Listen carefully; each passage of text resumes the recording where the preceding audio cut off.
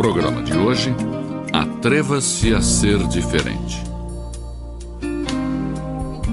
Frequentemente fazemos uma pergunta: como é que os primeiros discípulos foram capazes de sacudir o mundo? E hoje milhares de cristãos não conseguem sequer fazer cócegas. A razão é simples. Eles não haviam moldado a sua fé aos hábitos do mundo de então. Eram possuidores da verdade e sua fé não fazia concessão de princípios.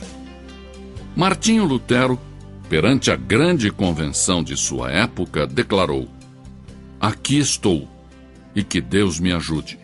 Não posso proceder de outro modo." E ele fez mais pela liberdade religiosa que 1 milhão de conformistas que tinham perdido a vitalidade da verdadeira religião. A Bíblia ensina que a popularidade perante o mundo significa a morte.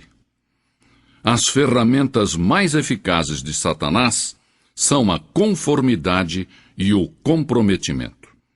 Ele sabe que um homem plantado no meio de um povo pagão é capaz de fazer com que muitas pessoas se voltem para Deus e declarem: "Porque não me envergonho do Evangelho de Cristo, que é o poder de Deus para a salvação de todo aquele que crê."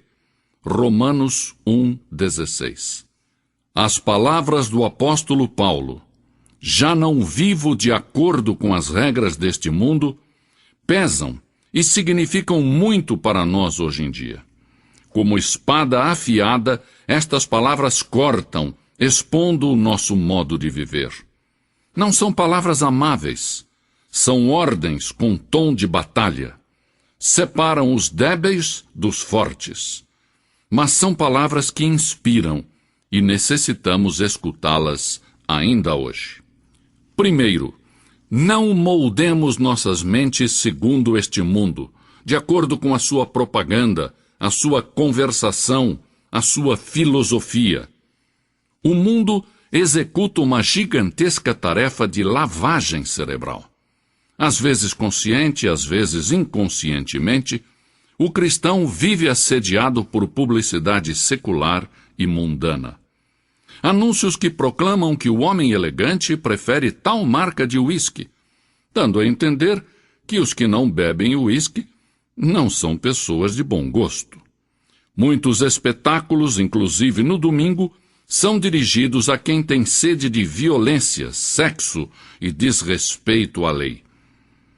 Parece que um cérebro poderoso e diabólico rege os assuntos deste mundo, e que o seu objetivo principal é lavar o cérebro dos crentes para que se amoldem a este mundo.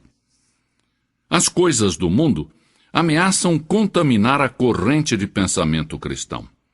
Satanás estará batalhando para distrair você cada hora de se dedicar a ler a Bíblia e a orar.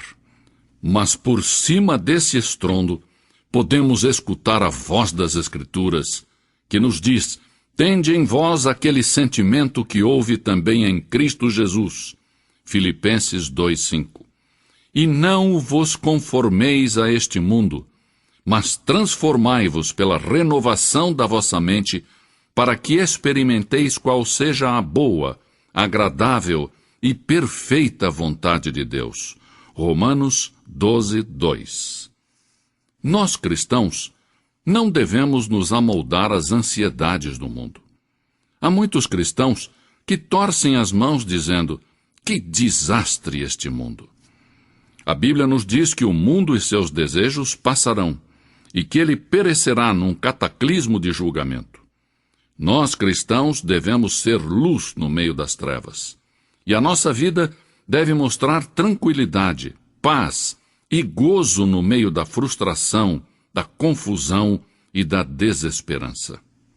Em segundo lugar, não devemos nos amoldar a um mundo no físico. Este nosso corpo está destinado a ser templo do Espírito Santo. Não devemos nos prostrar perante os templos de Baal.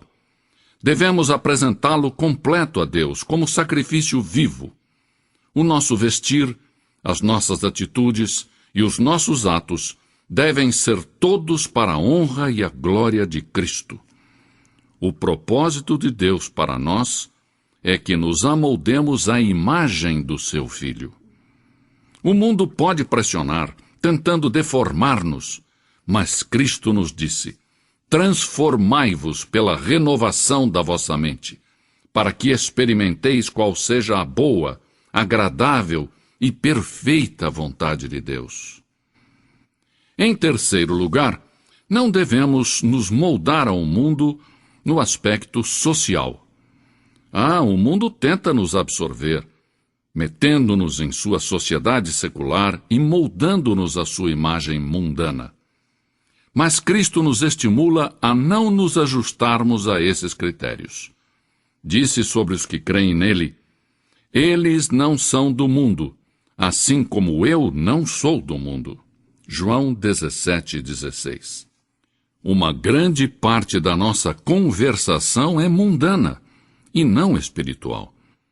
É fácil copiar os hábitos do mundo e passar as noites falando de política, de esportes, modelos de automóveis ou espetáculos da moda.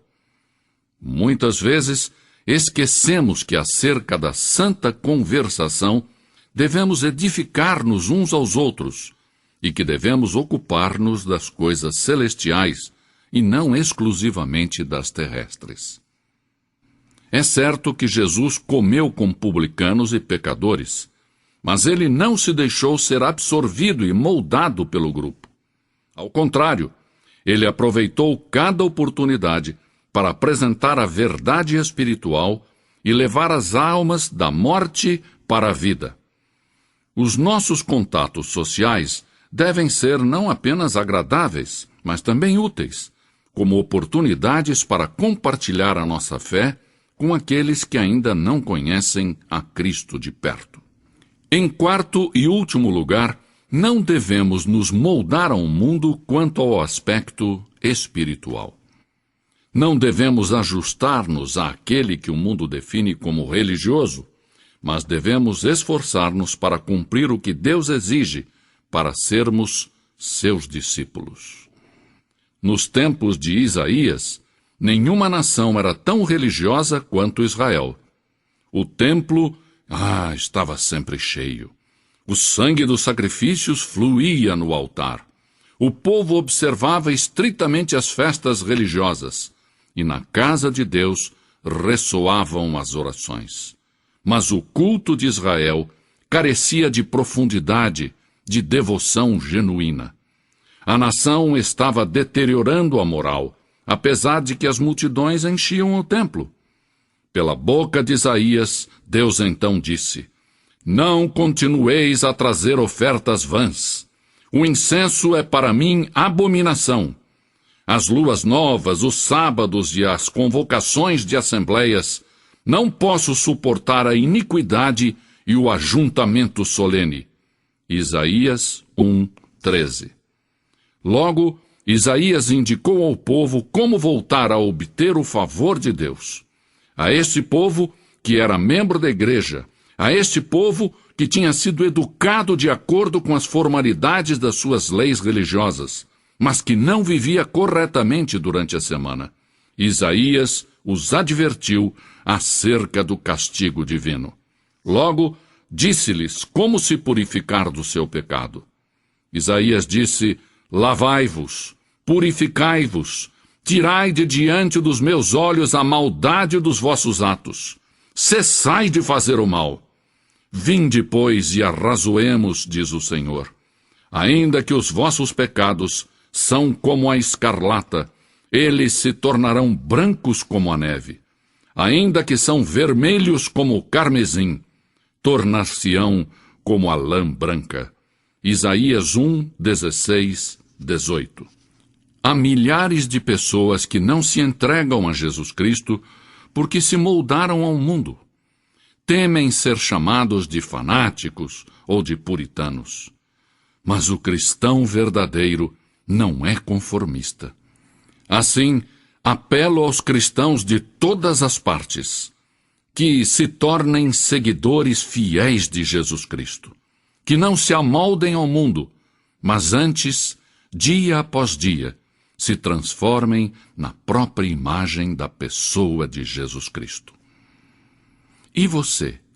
Você que está ouvindo este programa e ainda não conhece a Jesus de perto. O meu convite a você é para que entregue agora mesmo o seu coração, a sua vida, por completo a Jesus. A sua vida se renovará e você será uma nova pessoa em Cristo Jesus. Deus assim o abençoe. Amém. Minha esperança